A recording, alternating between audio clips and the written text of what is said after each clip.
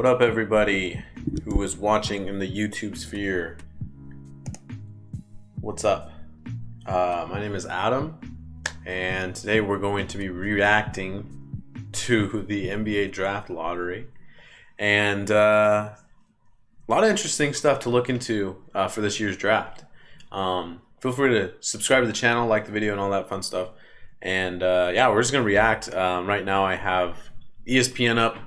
Once they pull up the official unveiling of everything, we'll obviously go to that screen. But for now, we're going to look over a mock draft on NBADraft.net and talk a little bit about the draft. Obviously, the team or the teams that get the top 4 picks should roughly go in about this order of players.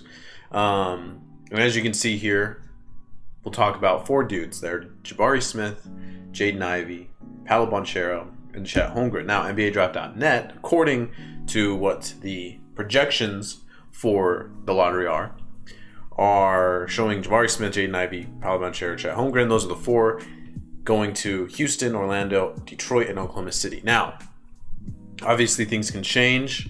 There's 3 teams that I'm really interested to see if they could potentially win the lottery, and they're in kind of that prime position too. And that is the Portland Trailblazers, the Indiana Pacers, and the New Orleans Pelicans. So there is, once you get into that kind of 8 range and up, any team can win it. So we'll obviously get to see what happens there and see what happens and whose team will be changed. I think Oklahoma City I think they would really love to win it because they've missed out the last couple seasons of having like the top overall pick or even a top 3 pick for that matter. So we'll see. Exciting stuff here coming, but let's throw it over to Tankathon here. Okay, so Tankathon shows us the following information. We can see that the top 3 teams that have the best chance of getting the number 1 overall pick are the Houston Rockets, the Orlando Magic, Detroit Pistons, with Oklahoma City and Indiana just on the outside of that. So it'll be really interesting to see what happens. Again, New Orleans gets their pick from the Los Angeles Lakers, which would have been 8th. That comes from the Anthony Davis trade. And then the Los Angeles Clippers are likely going to get the 12th pick, but it's going to Oklahoma City in the Paul George trade. So obviously that's how those work out. Both, no team has 2 picks in the top 14, however, other than Oklahoma City. But again, let's get excited. All right, they're mostly just talking right now. They're talking about Paolo Banchero and other dudes. But let's talk about some prospects here. All right, so if you haven't looked into the NBA draft, no need to fear. We got a lot of detail here coming. Like I mentioned before, Jabari Smith, Jaden Ivey, Paolo Banchero, and Chet Holmgren are kind of the 4 consensus guys that are going to go within that top 4 range. The interesting thing about them is that you got Jabari Smith, who's kind of like a stretch 4 in today's game. Holmgren, who's a center. Banchero, who's kind of like he's got that size of a 4, but he could probably maybe play the 3 as well. And then Jaden Ivey, who's kind of like a combo guard. I think people want him to be a point guard. Right now, I think he can develop into that, but he's not ready to be like the primary ball handler for a team yet. So those are the 4. But let's look at NBADraft.net's information here, unless they are switching it over. No, they are not. Okay, so Jabari Smith, let's talk about him. So Jabari Smith, freshman out of Auburn, really good player. He has a lot of skill. I think shot creation is one thing that a lot of people kind of worry about. The other thing that people worry about as well is, or at least that I see from when I look at his shot chart from college, is that he really struggled around the rim. We're talking about a guy who's 6'10", 220, struggling to score at the college level at the rim, below average in that regard as far as like being 0 to 3 feet out from the basket. So it'll be interesting to see kind of how that changes in the NBA, because I always thought he reminded me a lot of Evan Mobley. Mobley's more of kind of like, he has more centerness to him, if that makes sense. He plays like a center sometimes, and I think Jabari's kind of that stretch 4 again, like mentioned. But Jabari's great. I think he'll be good. I do worry about him in that regard. I have him number 2 on my personal big board. And then up next, so I had Jaden Ivey at 3, and we'll talk about number 1 in a second. But I had Jaden Ivey at 3 for a lot of the year, but it turned into Paolo Banchero. And the reason for that is just because he has so much skill. I think he could maybe have a tough time defending in the NBA. But he has a lot of skill. He's 6'10". He can shoot a little bit. His mid-range scoring is pretty good. I think he just does everything that you would want. Like an early on dude who's, again, like 20 years old. He can score at all 3 levels. And so that's kind of the big thing for him. Again, athleticism, a little iffy. I don't think he's bad. I don't think he's great. And then I also think that, but I also think he can get buckets in the league too as well. So and again, 6'10", 220, or 250, that's a man's body, and he'll have that coming into the league, unlike the other guys who will have to grow into it. Especially the guy who I think is going to be the number 1 overall pick, should be the number 1 overall pick, and who I have at the top of my board, which is Chet Holmgren. Holmgren's 7 feet, 195, so he's a skinny guy. And he has this game where he is able to stretch the floor as a big. He can also score inside. He is a defensive presence, and I didn't mention that about Jabari Smith as well. He can defend on the perimeter a little bit. I think he has some rim protection skills as well. But I do think that Holmgren is probably the guy with more upside. I just think he's a guy who can really change the game defensively, and then offensively, he's not going to be played off the floor. And that's what we're seeing in today's NBA, is just that we're seeing teams having to sacrifice their bigs because they can't either do anything on offense on their own, or they can't defend on the perimeter. And so they're in this no man's land kind of right now. We have 2 prospects that I think can play the center position, and even Banchero for, to a degree. Like, these are 3 guys who are 6'10 plus, who I think can really impact the game. And so I like Holmgren a lot. I have him at my number 1 spot on my personal board right now. I just think that he'll come into the NBA, and he may not win Rookie of the Year. I think he'll just be the most impactful player, like similar to how Evan Mobley wasn't the Rookie of the Year this year, but I think he didn't win the Rookie of the Year award, right? Evan Mobley didn't, but he was still impactful. And then the 4th guy on the list who I have 4th on my board is Jaden Ivey. Jaden Ivey is a combo guard out of Purdue. Sophomore, so a little bit older than Holmgren and Banchero and Holmgren, but I do think that he's ultimately a guy that can work in the league. I worry about his defense, worry about the effort a little bit, but ultimately a lot of people say that he's very similar to Ja Morant. He's very, very explosive. There's some plays that he made throughout the season for Purdue where he's just taking the ball coast to coast. Even in half-court situations, they get him into this kind of zoom sets where he's coming off of a screen or getting a direct handoff, and he's just rolling to the rim. And he is just an unstoppable force while only being 6'4". So I like Ivey. I think he's good. Again, worry about the defense, worry about the shooting as well from Ivey, and this is why I kind of have him down and why I ultimately put Banchero up. 6'4" guard that's quick, kind of, twitchy as an athlete, but does lack some shooting. I think we've just seen this story before. We've seen it with Ja Morant. We've seen it with Derrick Rose. I wish that these guys would be able to, advance their shooting to be at least average, if not above average. That would be great, but at least average. And I don't know if Ivey's got that in his game. A little bit of a spotty shooter as far as his perimeter scoring goes. So those are the top 4 guys. So it'll be interesting again what teams land. Like there's a scenario. In fact, we can run some scenarios here on Tankathon. We can sim the lottery and say who's going to get the number 1 pick. So in this simulation here, we have Oklahoma City getting the number 1 pick. I think they're fine with picking anybody. I think they're going to pick a front court player, so there's no chance that I see them picking Jaden Ivey after picking Giddey from Australia last year, and then also having Shai Gilgeous-Alexander on the roster. So any of the 3 would do. I mean, where I'm standing.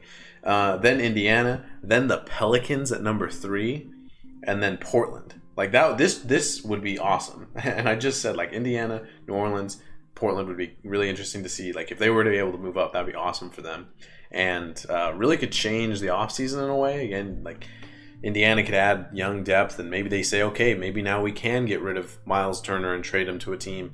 Now that we have the number 1 overall pick, and that's going to be Banchero, that's going to be Holmgren, that's going to be somebody, right? And Jabari Smith. So really interesting stuff there. Pelicans could obviously add to their depth. Their teams were going to most likely stay the same going into next year. So if they just have another top 3 pick, like that would be amazing. Portland, obviously, we know their situation with Damian Lillard and trying to rebuild. This is a team that could use this pick to move it and to potentially land a star in the future. But we'll see what happens there. And then Oklahoma City, again, I already mentioned it. I think they just deserve like a pick here in this draft because they haven't really hit the lottery ever as a team post, Westbrook, Harden era, Kevin Durant era. I think the team that you would hate, that another team that would be unfortunate if they didn't get like a number 1 overall pick, probably Orlando. Although Orlando's in a really interesting situation because they have a lot of young guys at kind of a lot of positions. I could definitely see them getting the number 1 pick and then trading down if they were to get that.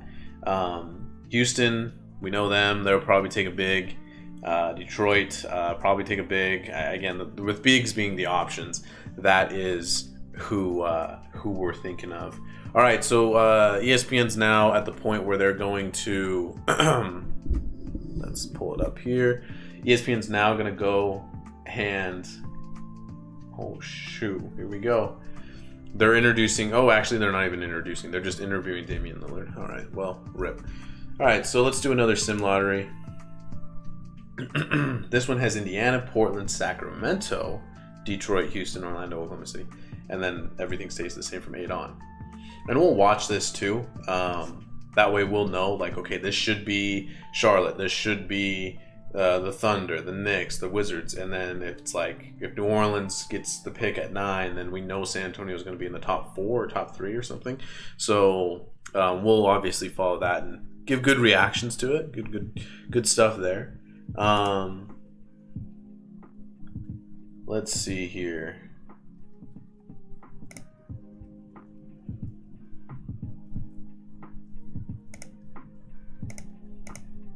Okay. They're going over the top 4 teams, which are, we already mentioned, which are Detroit, Houston, Orlando, and then Oklahoma City also has a 12.5% chance. I don't know why they show them at 14 on ESPN. Are we ready? I think we're ready. I think they're about to introduce people, which means we're ready. All right, let's get this situated here.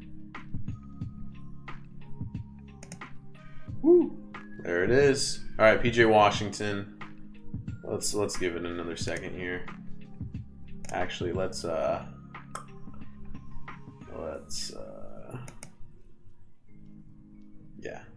All right. So yes, introducing people: Wes Unseld, David Robinson for the Spurs, all that fun stuff. Representing the Pelicans is who? Oh, it's Swincash Canal, who was a WNBA player who now runs basketball operations for the Pelicans. Kind of wild. Anyway, let's do one last sim here since we got time.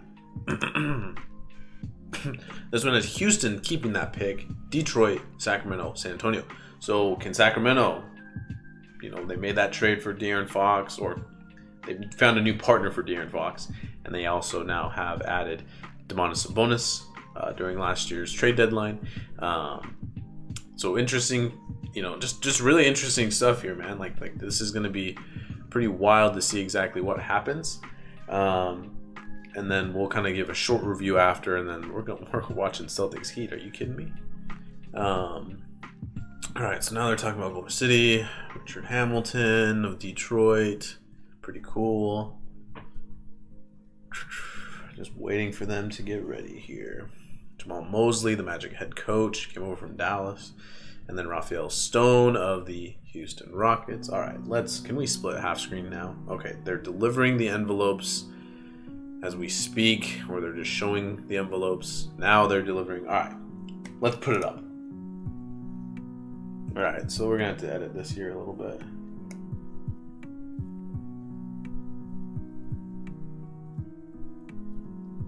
All right, let's lock this in. Might have to expand me a little bit more, depending on where we're at. Here comes Mark Tatum. Pretty exciting stuff. Okay, if I'm gonna be absolutely screwed if they're showing it on this side. Okay, all right, here we go. All right, chill out. All right, Cleveland. Cleveland gets the number 1 or the number 14th pick. So this 13th pick should be Charlotte. It's not. Let's see what happens. Charlotte. holding to form. And then Oklahoma City should be next here with the Clippers from the Clippers. Okay.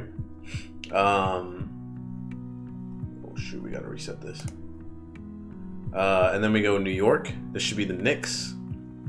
All right. Oh, the Knicks are the number 11 pick. 10 Washington. This would be wild. Okay, 10 Washington. Okay, now we're getting into the zone. This is where crap goes down. Here we go. This should be San Antonio. There it is. The Spurs get the 9th pick. All right. This could change the offseason if this is not the Pelicans. It's the Pelicans. All right. Okay. So the Pelicans get the pick. Number 8. Number 7 should be Sacramento. Are they going to be able to jump up? Oh, they do. Portland moves up. Portland takes the pick at 7. So Portland drops. Unfortunate for them. And Domantas Sabonis and the Sacramento Kings are going to jump into the top 4. So now this should be Indiana. And it is. Now Houston, Orlando, Detroit, Oklahoma City. One of them's out. One of them's out of the top 4. One of them's out of the top 4. Here we go. It's the Pistons. Unbelievable. Which means Oklahoma City jumps up to the top 4. Unbelievable. This is wild stuff. All right. So, crazy. So we got Houston, Orlando, Oklahoma City, and the Sacramento Kings. And they all will be in the top 4 going into the draft. All right. They're going to go to commercial break. I'm going to lose my mind over here. And I think we can reset this and it might even work. All right, so let's talk about it. All right.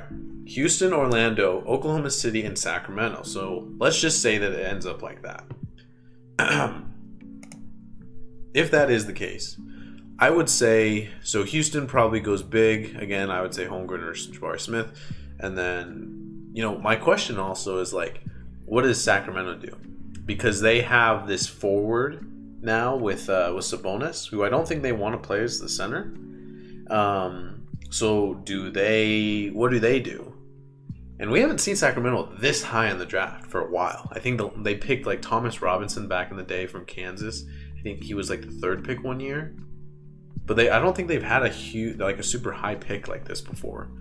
So it'll be interesting to see what happens there. If they get the 4th pick, then they would have to. I'm just wondering, because you have 2 forwards and then a center, 2 power forwards and then a center. So if you're Sacramento, if you end up in the top 3, do you move down maybe? I think something to consider. And then as far as Oklahoma City goes, they just need anything. I think any of the front court players will do. They probably won't take Ivy. It will be really unfortunate if they go 4, because then the top 3 players probably are gone. Banchero, Holmgren, and Jabari Smith are probably off the board. And then Oklahoma City says, okay, now we have Jaden Ivey, even though we've literally drafted 2 guards the last 2 seasons, or have SGA, but then also drafted, Josh Giddey last year. Orlando's also another interesting team too, because Orlando has Mo Bamba, who will enter restricted free agency this year. We'll see what happens there. I just think that Wendell Carter's probably the future there, and Bamba's probably not. So they could go with power forward. I think Banchero would probably work there pretty good, or Jabari Smith. So we'll see what happens there. And then Houston, again, they'll probably take anybody at this point, honestly. Like it'll be interesting because Orlando, it'll be interesting to see if they get like the number 1 overall pick, and then the people I'm worried, or the teams that I'm worried about, or just interested in, getting 4, or Sacramento and Oklahoma City. So we'll see. Let's see. We're still in a commercial break, so let's just chill. We're just gonna chill here for a minute. Let's sim the lottery.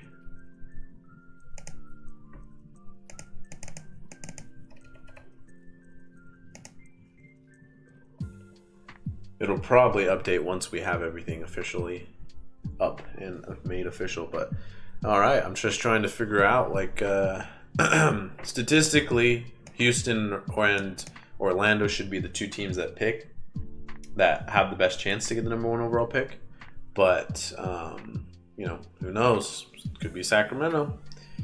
Sacramento jumps up to number 4, or to 4 at least. Yeah, within the top 4. Oklahoma City. Crazy stuff. How about, unfortunate for Detroit? They really want a big. Here's the interesting thing about Detroit now. So they probably aren't going to be able to get Holmgren or Jabari Smith or Banchero. They've wanted a center to pair with Cade Cunningham. Is there a way that they go and spend a bunch of money on DeAndre Ayton now? That's kind of the question there. So the offseason is among us, is here. So let's see what we can find. All right. I'm freaking out. All right, let's see here. Do I need to? Oh, no. I don't do that. All right, here's Mark Tatum. Oh, all right. Oh, Sacramento's getting 4. Sacramento has got the 4th pick, as you can see on screen here. The Kings are getting the 4th pick. The next team is Houston. Houston got the 3rd pick. Oh man, I'm losing it. And the Oklahoma City Thunder get the number 2 pick, which freaking means the Orlando Magic get the number 1 pick in the NBA draft. How about that? So the Magic are going to have their choice at Holmgren, Jabari Smith, Paolo Banchero. Let's see what Jamal Mosley wants to do. I wish we could. I would, if I wasn't at risk of copyright, I would go ahead and just play the audio. But how about that? The Magic. There it is. Is that it? Yeah, there it is. It's official. Poor Houston. Poor Rockets. I mean, you still get a top 3 pick, but, Oklahoma City, Orlando, big winners, big losers. Detroit, Indiana, Portland. And then Sacramento jumps up 3 spots to be able to get up to number 4. Pretty remarkable. All right, so mock draft time. Orlando Magic now are getting the pick. This is interesting. Like, they've played Wendell Carter a lot at the 4 this year, and Mo Bamba at the 5, or even Carter at the 5. They could potentially trade Carter and say, yeah, maybe we're ready to maybe we can get another pick or a young prospect or anything like that for Carter. I don't think they'll do that. But here's our order, if they want to show it. There's our order right there, 7, at least 1 through 7. Missed it. So yeah, Oklahoma City, I think they're just ecstatic because they're gonna get Jabari Smith or Chet Holmgren. I think they love that idea. And with Giddey, Holmgren, and SGA, that could be really fun. Same with Jabari Smith in that position. Houston, you feel bad because you go from the number 1 spot to number 3. However, you're still going to get a quality player. You're going to have your pick of Jaden Ivey and whoever falls between, Banchero, Smith, and Holmgren. So, really interesting stuff there. It'll probably I think we know the 3 picks. I think we know it's going to be Holmgren, Jabari Smith for the 59th time. Holmgren, Jabari Smith, and Paolo Banchero. I think those are our three guys. None of these guys need a guard, right? It's because you got Suggs in Orlando, you have Cole Anthony, you have RJ Hampton there. Oklahoma City has SGA and just Josh Giddey, which I'd mentioned. And then Houston has Kevin Porter Jr. and Jalen Smith. Now, you could technically say, yeah, maybe Kevin Porter's not it.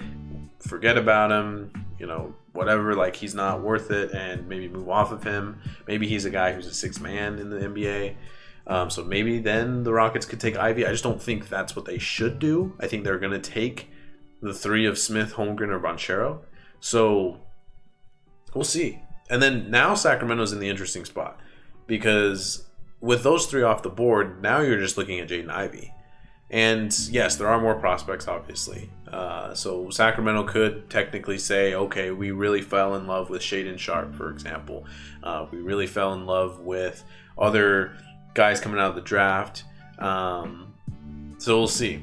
We'll see. So, but that is it. That's official. We have the official order of the 2022 NBA Draft. It is going to be the Orlando Magic, Oklahoma City Thunder, Houston Rockets, Sacramento Kings, Detroit Pistons, Indiana Pacers, Portland Trail Blazers, New Orleans Pelicans, San Antonio Spurs, Washington Wizards, New York Knicks, Thunder again, Charlotte Hornets, and then the Cleveland Cavaliers. That's it for the video. That's pretty much all I have to say. We'll be making more draft videos coming up in the future. And feel free to subscribe to the channel, like the video, all that fun stuff. And we'll have some draft content coming out here shortly. So anyway, we'll see you later.